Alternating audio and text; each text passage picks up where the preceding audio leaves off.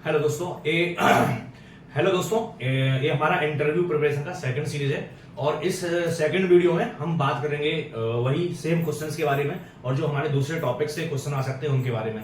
Actually में आप लोगों ने गेट निकाला हुआ है, ईएससी निकाला है, एक माइंडसेट की काम है, ये बहुत ज्यादा प्रिपरेशन का काम है। आपने रात भर मेहनत की है, मैं भी उसी फेज से गुजरा हूँ और मैंने भी बहुत सारे इंटरव्यूज क्रैक किए हुए। तो इन्हीं सभी इंटरव्यूज को क्रैक करना आपके लिए बहुत आसान बनाऊंगा मैं, और इन सभी क्वेश्चंस में और जो इंटरव्यू में क्वेश्चन पूछे जाएंगे उनको कैसे टैकल करना है, उनमें कैसे माइंड प्रिपरेशन करना है, और आपको एक आइडिया मिल जाएगा कि जो मैं आपको एक कुछ क्वेश्चंस जो इंटरव्यू में पूछे गए हैं उन रियल इंटरव्यू से आपको फायदा मिलेगा, रियल इंटरव्यू क्वेश्चन से, और आपको आगे प्रिपरेशन करने में भी मदद मिलेगी।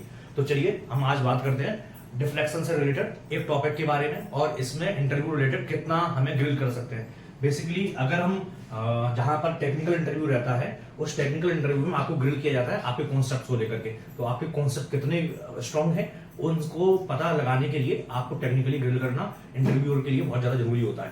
ठीक है, तो चलिए हम बात करते हैं। मैं कोई और जनरल एडवाइस के लिए बात नहीं करूंगा, इंटरव्यू में कैसे प्रिपरेशन करना चाहिए कैसी नहीं, सीधे टेक्निकल बात करते हैं। ठीक है, technical interviews preparation.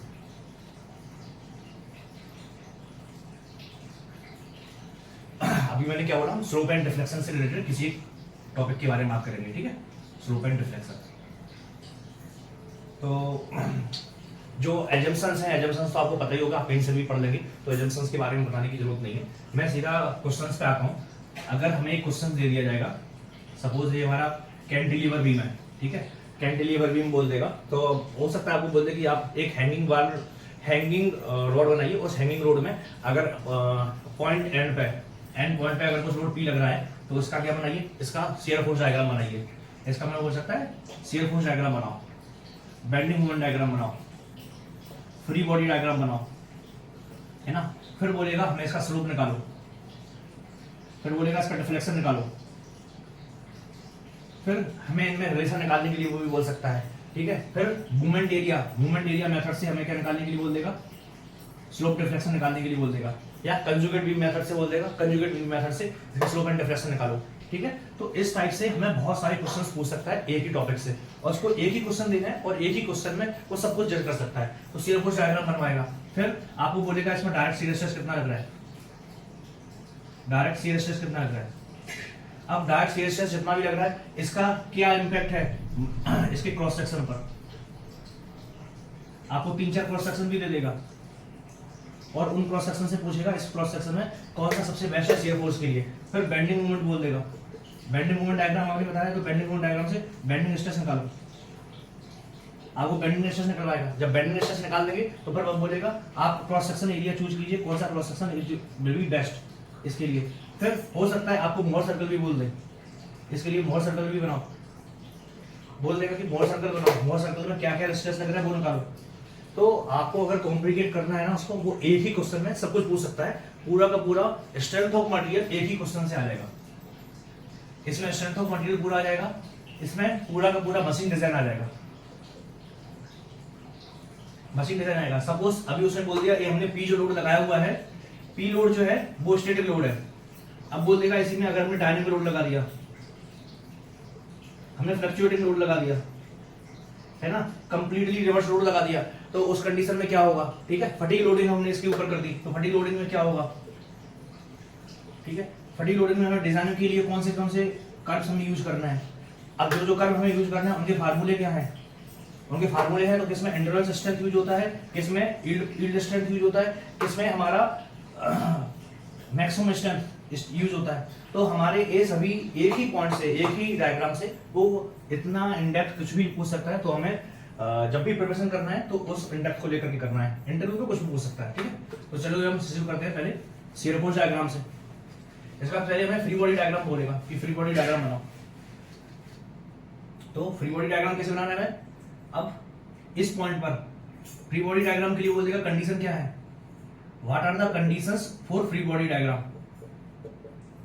Free body diagram के लिए कंडीशंस क्या होंगी, क्या क्या कंडीशंस होगी फ्री बॉडी डायग्राम के लिए। हमारी फ्री बॉडी डायग्राम के लिए 2 कंडीशन होगी। पहला, पॉइंट ए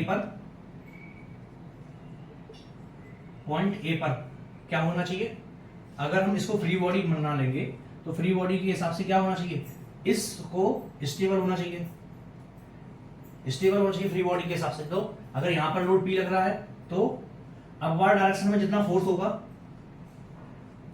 उतना ही डाउनवर्ड डायरेक्शन में फोर्स होना चाहिए। मींस फोर्स इक्विलिब्रियम में होना चाहिए, force should be in equilibrium. अगर यहां पर पी लग रहा है तो यहां पर भी ये पी लगना चाहिए, तभी जाकर के फोर्स इक्विलिब्रियम में रहेगा। वरना इफ फोर्स पी इधर लग रहा है और पी एक और यहां पर पी लग गया तो क्या होगा, मटेरियल नीचे चले जाएगा, लेकिन नहीं जा रहा ना एक्चुअल में, ये लगा हुआ है। ठीक है। सेकंड, मूवमेंट, मूवमेंट भी हमारा इक्विलिब्रियम होना चाहिए। अब इस पी के कारण इसकी लेंथ हमने मान लिया एल है, तो क्या होगा, पी के कारण एल पर क्या हो जाएगा, टॉर्क मूवमेंट लगेगा, कितना लगेगा, पी एल लग रहा है। ठीक है, पीएल मूवमेंट लग रहा है। अब जैसे जैसे डिस्टेंस कम होती चली जाएगी वैसे वैसे मूवमेंट कम है, लेकिन अब यहां पर अगर पीएल लग रहा है तो इसके रिवर्स में एक और क्या आना चाहिए, मूवमेंट आना चाहिए, जो क्या होगा, मूवमेंट ऑफ रिएक्शन होगा, रिएक्शन ऑफ मूवमेंट होगा। एमआर कितना होगा, एमआर इज इक्वल टू कितना होगा, जितना एक्चुअल में पूरा बेंडिंग मोमेंट लग रहा है बराबर पीएल। ठीक है, तो अब हमसे बोल देगा शियर फोर्स हमारा ये हो गया, बेंडिंग मोमेंट ये हो गया। अब हमसे बोल देगा शियर फोर्स डायग्राम बनाओ। Next, shear force diagram. अगर हम शियर फोर्स डायग्राम बनाएंगे तो शियर फोर्स कितना लग रहा है, हमसे बोलेगा फ्री बॉडी डायग्राम से शियर फोर्स डायग्राम बनाओ। अब तो हम देखेंगे शियर फोर्स डायग्राम से बनाना है तो हमने पूरी की पूरी बार ले ली या रॉड ले ली या जो भी हमारी स्ट्रिप है स्ट्रिप ले ली। ठीक है, तो अब यहाँ पर लोड कितना लग रहा है, पी डाउनवर्ड डायरेक्शन में लग रहा है, तो हमसे शियर फोर्स डायग्राम का साइन कन्वेंशन पूछेगा, साइन कन्वेंशन। ठीक है, बेंडिंग मोमेंट का भी साइन कन्वेंशन पूछ लेगा। फिर हॉगिंग और सैगिंग, दो हमारे bending moment diagram, bending moment जो होते हैं ना वो दो टाइप के होते हैं ना, एक सैगिंग होता है, दूसरा हॉगिंग होता है। बोल लेगा इसमें इस वाली कंडीशन में सैगिंग हो रहा है कि हॉगिंग हो रहा है, वो भी पूछ लेगा।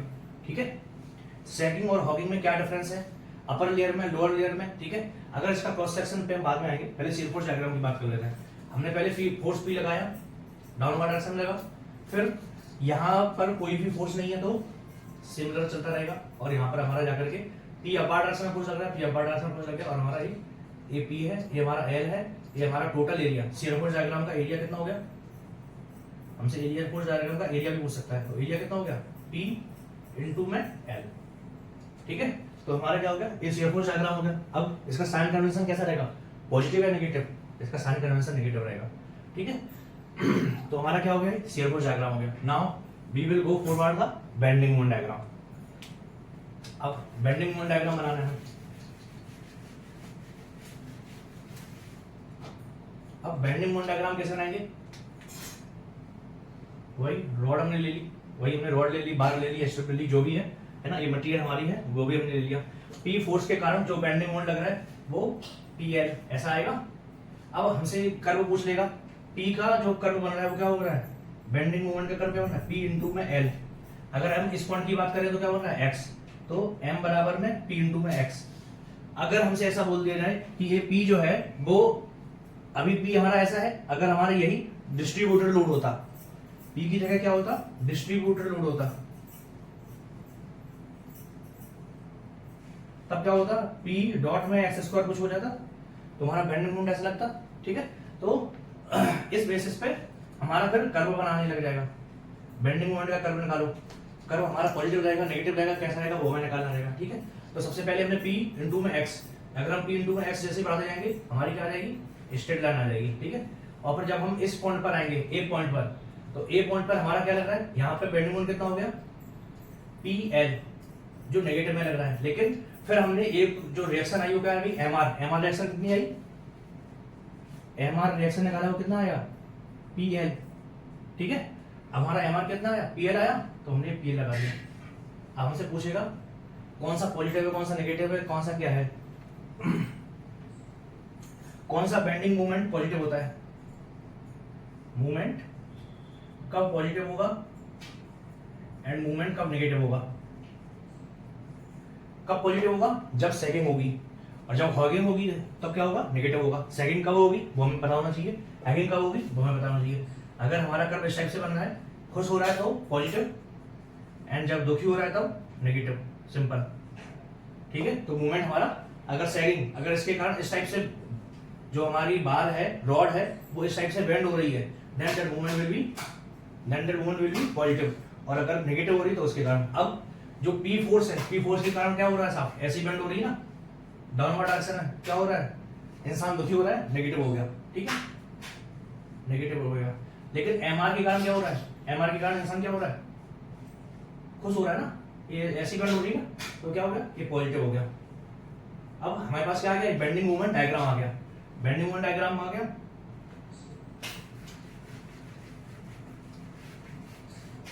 अगर हम यहाँ पर फिर से बनाएंगे बेंडिंग मूवमेंट डायग्राम तो ऐसा बनेगा हमारा, यहाँ पर पी एल है, ये हमारा एल है, ये पॉइंट ए है, यहाँ पर हमने पॉइंट बी मान लिया, इसको पॉइंट बी मान लेते हैं, ठीक है, यहाँ पर डिस्टेंस एक्स पर ये आ गया, ठीक है।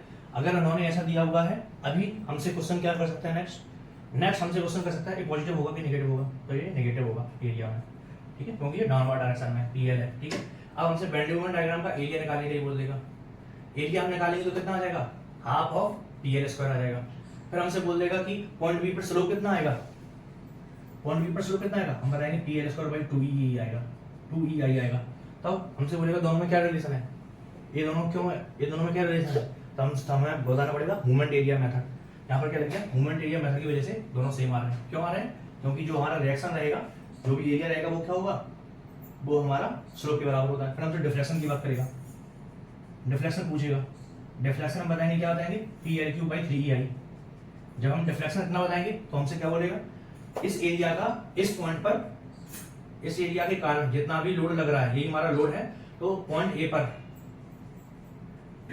पर कितना बेंडिंग मोमेंट लग रहा है वो निकालो इसका। जब एरिया का बेंडिंग मोमेंट निकालोगे तब ये आ जाएगा, कितना आ जाएगा, P L Q by 3, P L Q by 3 आ जाएगा। तो ये कितना हो गया, इस पॉइंट पे लग रहा है, ठीक है। हमने शेयर फोर्स डायग्राम निकाल दिया, बेंडिंग मोमेंट डायग्राम निकाल दिया। अभी हमसे बोलेगा कि शाफ्ट में या जो बार है उसमें शेयर फोर्स डायग्राम हमने निकाला था, है ना, उसका हमने शेयर फोर्स डायग्राम निकाला था, तो क्या बना था शेयर फोर्स डायग्राम, नेगेटिव में P, ठीक है। तो अगर हम किसी भी क्रॉस सेक्शन पर जाएंगे तो इस क्रॉस सेक्शन पर डायरेक्ट शियर स्ट्रेस कितना लगेगा, बेंडिंग के कारण, तो जो शियर स्ट्रेस लगेगा, शियर स्ट्रेस किसके कारण, बेंडिंग मोमेंट के कारण, जो हमने फोर्स P लगाया हुआ है उसके कारण कितना लगेगा, S A by bar upon I B, है ना। तो हमारा क्या रहेगा, ये शियर स्ट्रेस आएगा किसी भी क्रॉस सेक्शन पे, और एस क्या है, शियर फोर्स कितना लग रहा है, P, है ना, शियर फोर्स P लग रहा है, एरिया में निकालना है, बाय में निकालना है, और आई और बी निकालना है, ठीक है। तो अब शियर फोर्स डायग्राम के लिए पूछेगा, अगर हम शियर स्ट्रेस की बात करें, अगर हमारा क्रॉस सेक्शन ऐसा है तो इसमें अगर डायरेक्ट शियर स्ट्रेस का डिस्ट्रीब्यूशन कैसे होगा, तो डायरेक्ट शियर स्ट्रेस का डिस्ट्रीब्यूशन कैसे होता है,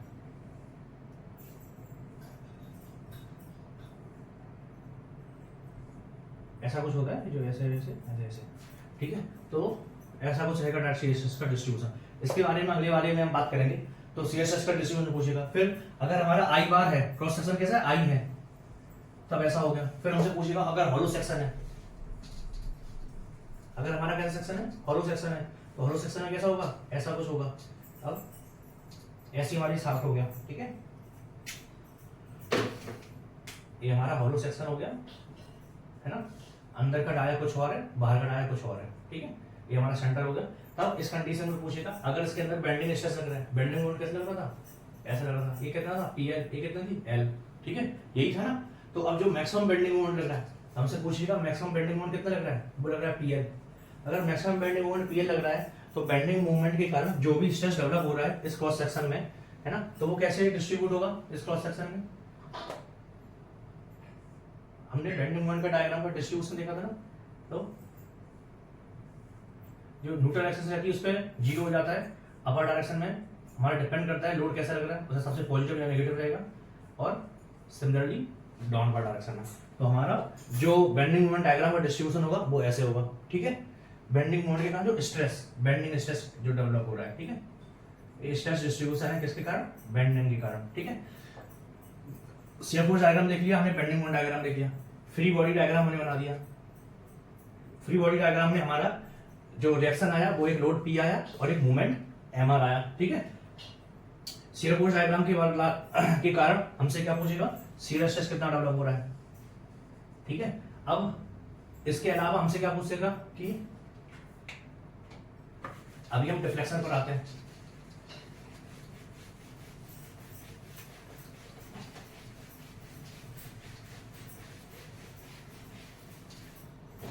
किस पर आते हैं? डिफ्लेक्शन पर।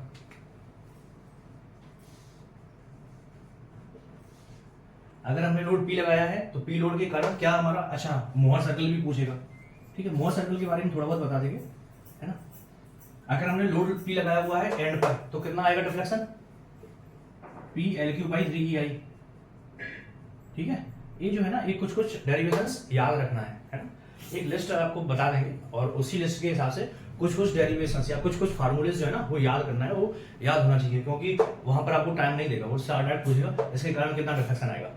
अब आप डेरिवेट करेंगे या कुछ कैलकुलेट करेंगे, नहीं करेंगे, है ना। हाँ, लेकिन आपको डेरिवेट करना आना चाहिए। आपको बोल देगा कि नहीं आपने लिख दिया डिफ्लेक्शन कितना है, इतना नहीं, कैलकुलेट करके बताओ, तब कैसे कैलकुलेट करोगे? फिर आपको बोल देगा जो भी आप कैलकुलेशन कर रहे हैं बोलेगा कंजुगेट मेथड से करो। कौन सी मेथड से करो? कंजुगेट बीम मेथड से। कंजुगेट बीम मेथड में कैसे करोगे? तो तुमने बेंडिंग मोमेंट निकाल दिया। अब बेंडिंग मोमेंट को जो क्या बना दिया, बेंडिंग मोमेंट को ही लोडिंग डायग्राम बना दिया तुमने। अब बेंडिंग मोमेंट को अगर तुमने लोडिंग डायग्राम बना दिया तो तुम्हारे हिसाब से यही है, बेंडिंग मोमेंट को लोडिंग डायग्राम बना दिया। अब तुम्हें क्या निकालना है? यहाँ पे क्या निकालना है? यहाँ पे इसके कारण बेंडिंग मोमेंट जो निकालोगे वही क्या हो जाएगा तुम्हारा? वही डिफ्लेक्शन हो जाएगा, ठीक है। और बेंडिंग मोमेंट के कारण जो भी तुम्हारा यहाँ पर रिएक्शन आर, रिएक्शन जो जनरेट हो रही है वो क्या हो जाएगी? वो क्या हो जाएगा? रिएक्शन जो भी आर जनरेट हो रही है या लोड रिएक्शन जो भी जनरेट हो रही है वो क्या हो जाएगा? स्लोप हो जाएगा, ठीक है। अब हमसे क्या बोल देगा? PL3/3EI है, ठीक है। सपोज अगर हमसे बोल देगा कि इस कंडीशन में डिफ्लेक्शन कितना आ रहा है? PL3/3EI। अगर हमने यहां पर लोड लगा के इसी एल को हटा करके तब कितना आएगा डिफ्लेक्शन? तब कितना आएगा डिफ्लेक्शन? अगर हमने L/2 पर लगा दिया तो उसको कैलकुलेट करने के लिए बोलेगा, तब हम कैसे कैलकुलेट करेंगे? तो चलिए हम देखते हैं। L/2 पे होने से थीटा कितना आएगा? स्लोप कितना आएगा? P L/2 का स्क्वायर अपॉन 2EI कितना हो जाएगा? PL²/4/8EI। स्लोप हो गया ये, किस पॉइंट पर हो गया? इस पॉइंट पर। हमने A माना था, इसको B माना है, इसको हमने C मान लिया, ठीक है। अब पॉइंट C पर डिफ्लेक्शन कितना आएगा? डिफ्लेक्शन किसके कारण? लोड P के कारण। कितना आएगा? PL3/3EI कितना हो जाएगा? PL² इंटू में 3 इंटू में 8EI कितना हो जाएगा? PL² upon LQ 24EI। ये क्या हो गया? डिफ्लेक्शन पॉइंट C पर। लेकिन अगर हमसे बोलेगा इसका डायग्राम बनाओ, डिफ्लेक्शन डायग्राम बनाओ, तो डिफ्लेक्शन डायग्राम कैसे बनेगा? पहले तो हमसे इसका बनवाएगा, डिफ्लेक्शन डायग्राम कैसे बनेगा? तो डिफ्लेक्शन डायग्राम देखो कैसे बनेगा हमारा, ठीक है। अब इसके कारण कैसे बनेगा? इसके कारण यहाँ पर ऐसा आएगा और फिर यहाँ पर ऐसा आने के बाद में फिर ये डायरेक्ट ऐसा स्ट्रेट हो जाएगा, ठीक है। तो यहाँ पर क्या है? यहाँ तक एंगल थीटा है और ये लोड के कारण जितना भी डिफ्लेक्शन है वो हो गया, ठीक है। अब ये डिफ्लेक्शन जो है वो कांस्टेंट रहेगा, लेकिन यहाँ पर जो भी थीटा एंगल है वो थीटा एंगल के कारण ही अब जो डिफ्लेक्शन हो रहा है वो थीटा एंगल के कारण हो रहा है, ठीक है। तो इसमें दो डिफ्लेक्शन हो गए हमारे इस पॉइंट में। अब इस कंडीशन में दो डिफ्लेक्शन हो गए, कौन कौन से? ये वाला लोड के कारण जो हो रहा है, लोड के कारण जो पॉइंट C पर हो रहा है, लोड पॉइंट C डिफ्लेक्शन, ठीक है। अब ये वाला डिफ्लेक्शन क्या हो रहा है? क्योंकि अभी स्ट्रेट लाइन है एकदम, यहाँ पर ऐसी कर्व नहीं है, यहाँ पर एकदम स्ट्रेट लाइन है, दोनों कर्व में डिफरेंस है, ठीक है। तो हमसे पूछेगा यहाँ पर कितना डिफ्लेक्शन होगा, तो ये वाला डिफ्लेक्शन क्यों आ रहा है? ये वाला डिफ्लेक्शन आ रहा है एंगल थीटा के कारण, एंगल थीटा के कारण। तो एंगल थीटा के कारण कितना आएगा भैया? थीटा है और इंटू में एल है, थीटा इंटू में एल करेंगे तो हमारा डिफ्लेक्शन आ जाएगा, क्योंकि हम मान के चल रहे हैं एंगल जो है हमारा क्या है? स्मॉल है। एंगल स्मॉल है तो क्या हो जाएगा? Tan theta. Tan theta is equal to क्या होता है? ए इंटू में ए, है ना, है ना। तो मान लिया इसको ए है, ए बी है, ए सी है, तो A B upon B C. हमें क्या निकालना है? A B. तो ए बी बराबर क्या हो जाएगा? बी सी इंटू में टेन थीटा। हमसे डेरिवेट भी करवा सकता है कि ये कैसे आया। टेन थीटा को क्या ले लिया हमने? थीटा स्मॉल है तो टेन थीटा को थीटा ले लिया, और बी सी हमारा क्या है? बी सी कौन सी है? ए वाली, ए बी और सी। BC कौन सी है? ए वाली। इसकी लेंथ कितनी थी? L, तो हमने L रख दिया, L/2। तो हमारा कितना हो जाएगा? L/2 इंटू में थीटा। तो ए वाला डिफ्लेक्शन कितना है? इसमें दो पार्ट है ना हमारे, पहला पार्ट है हमारा ये डेल सी और दूसरा पार्ट है हमारा डेल ए। मान के चलिए डेल ए है, ठीक है। तो डेल सी हमारा कितना आ गया, फिर हम डेल ए निकालेंगे। तो डेल ए क्या हो जाएगा? थीटा इंटू में L/2। थीटा कितना आया हमारा? इतना आया। कितना हो जाएगा? PL/16EI। तो टोटल डिफ्लेक्शन डेल टोटल कितना आ जाएगा? Del C plus del A. तो कितना हो जाएगा? PL²/24 plus PL²/16EI। जब हम दोनों को ऐड करेंगे तो कितना हो जाएगा? 48 हो गया, यहाँ पर 2 आ गया, यहाँ पर 3 आ गया, PL³ है यहाँ पर, है ना, L³ याद रखना। तो PL³/3EI, ठीक है। तो पहले वाले केस में कितना आया था? PL³/3EI। अभी कितना आ गया? 5/48 PL³/3EI। हमसे पूछेगा किसमें डिफ्लेक्शन ज्यादा हो रहा है, ठीक है। किसमें डिफ्लेक्शन ज्यादा हो रहा है? तो इस वाले केस में ये ज्यादा है या इस वाले केस में ज्यादा है? तो हम कैलकुलेट कर देंगे। ए कितना है? 0.33 है, 0.33 टाइम्स है। ए कितना है? 5/48। 5/48 करेंगे तो 5/3 कर लो, 5/3 इंटू में 1/16, ठीक है। अब या 1/8 कर लो और यहाँ पर 6 कर लो। 5/6 करेंगे तो कितना आ जाएगा? 5/6 करेंगे तो या 1.8 बराबर होता है 0.125 इंटू में 5/6। तो 0.125 इंटू में 5 करेंगे तो कितना हो जाएगा? 12×60 और 25, 0.625/6, ठीक होगा। तो अभी इसका वैल्यू कितनी आ जाएगी? 0.104 PL³/3EI, ये हो जाएगा। तो ये हमारा क्या आएगा? दोनों कंडीशन में हमने जो भी डिफ्लेक्शन है वो निकाला। तो डिफ्लेक्शन किस में ज्यादा है? जब हम एंड पर लगा रहे हैं तब ज्यादा है, और जब हम एंड पर नहीं लगा रहे हैं, जब हम उससे दूर रह जा रहे हैं, तो हमारा जो भी डिफ्लेक्शन आ रहा है वो क्या हो जा रहा है? कम हो जा रहा है, ठीक है। दोनों में डिफरेंस कितना है? एक में 0.33 आ रहा है, एक में 0.104 आ रहा है।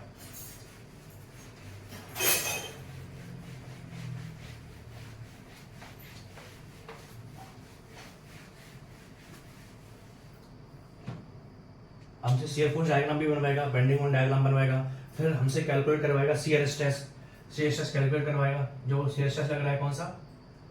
SAY/IB, ठीक है। SAY/IB। एस कैसे निकालेंगे? जो भी हमने शियर फोर्स डायग्राम बनाया था उसी में किसी भी पॉइंट पे हमें जो भी शियर स्ट्रेस लग रहा है वो हमारा शियर फोर्स हो गया। एरिया में निकालना है, बाय में निकालना है, IB में निकालना है। फिर हमसे पूछेगा बेंडिंग मोमेंट डायग्राम किस एरिया में सबसे ज्यादा होगा, ठीक है। किस एरिया में बेंडिंग मोमेंट डायग्राम मैक्सिमम रहेगा, है ना। आई की वैल्यू हमें ज्यादा चाहिए या कम चाहिए? बेंडिंग मोमेंट के लिए, बेंडिंग स्ट्रेस के लिए आई की वैल्यू ज्यादा होना चाहिए, कम होना चाहिए? फिर शियर फोर्स के लिए भी पूछेगा। तो दोनों कंडीशन में कैसे कैसे स्ट्रेस का डिस्ट्रीब्यूशन हो रहा है। अगर क्रॉस सेक्शनल एरिया है, क्रॉस सेक्शनल एरिया है तो जो बेंडिंग मोमेंट के कारण जो शियर स्ट्रेस लगेगा उसका डिस्ट्रीब्यूशन कुछ ऐसा होगा। लेकिन जो बेंडिंग मोमेंट के कारण जो भी हमारा नॉर्मल स्ट्रेस लग रहा है वो कैसा होगा, उसका डायग्राम कुछ ऐसा होगा, ठीक है। तो हमारा ये इसकी मैक्सिमम वैल्यू पूछेगा, इसकी मैक्सिमम वैल्यू पूछेगा, तो हमें इस हिसाब से कैलकुलेट करना है। एक कैंटिलीवर बीम में हमसे इतने सारे क्वेश्चन पूछ सकता है। इसके अलावा फिर हमसे मोहर सर्कल भी पूछ सकता है। मोहर सर्कल बनाओ। अगर हमने कोई एक पॉइंट ले लिया, उस पॉइंट पर लोड लग रहा है P, तो उसके कारण कितना हमारा पॉइंट पर कितना मोहर सर्कल पर कितना स्ट्रेस डेवलप हो रहा है, और उससे हमें मोहर सर्कल बनाओ, ठीक है। तो इतने सारे क्वेश्चन हमसे पूछ सकते हैं। फिर हमसे डिजाइन पे भी आ सकता है ना। हमसे डिजाइन पर भी आ सकता है कि हमें मैक्सिमम शियर स्ट्रेस कितना रखना है, एरिया कितना रखें, बाय कितना रखें, रेडियस कितना रखें, डाया कितना रखें, ठीक है। तो ये सभी पूछ सकता है। फिर हमसे लेंथ भी पूछ सकता है। अगर हमें डिफ्लेक्शन की हमारे पास में लिमिट है तो कितनी लेंथ तक हम मैक्सिमम जा सकते हैं। स्लोप एंगल थीटा भी पूछ सकते हैं, ठीक है। तो इस टाइप से हमसे किसी भी कंस्ट्रेंट में क्वेश्चंस पूछे जा सकते हैं। तो हमें इन सभी के लिए हमारे कॉन्सेप्ट क्लियर होना चाहिए और हम इन सभी का जवाब दे पाएंगे।